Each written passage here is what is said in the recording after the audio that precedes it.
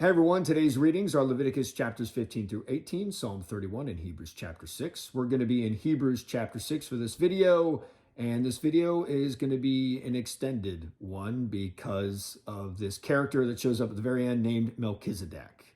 So Melchizedek was mentioned also in yesterday's reading, Hebrews chapter 5, and I didn't really know who he was, so I did a deep dive on the internet today and went down a rabbit hole.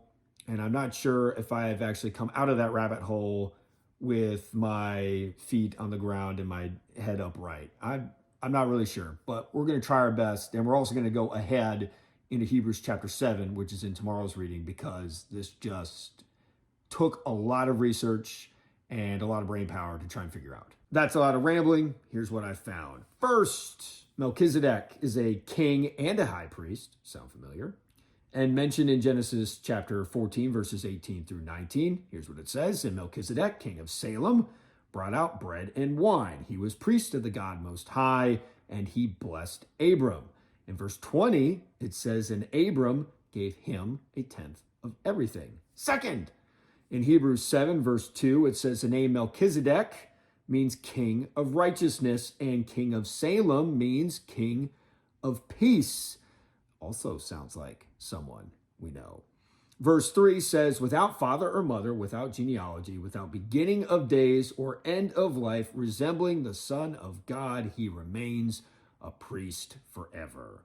Third, he must be pretty important because notice in Genesis, let's go back to point 1, it says that Abram gave him a tithe.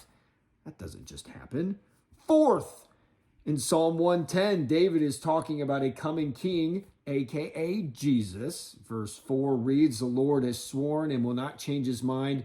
You are a priest forever in the order of Melchizedek.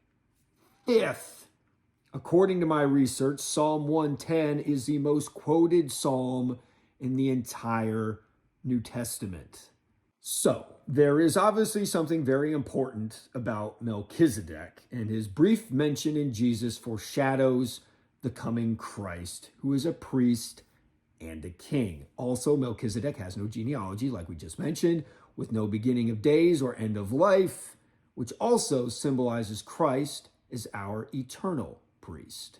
Now, I'm not sure this really clears anything up. I'm still a little muddled. I'm still a little confused on the role of Melchizedek and even who he really was. But like it says in Hebrews 6, verses 19 and 20, when it comes to Jesus, we have this hope as an anchor for the soul, firm and secure. It enters the inner sanctuary behind the curtain where our forerunner, Jesus, has entered on our behalf. He has become a high priest forever in the order of Melchizedek.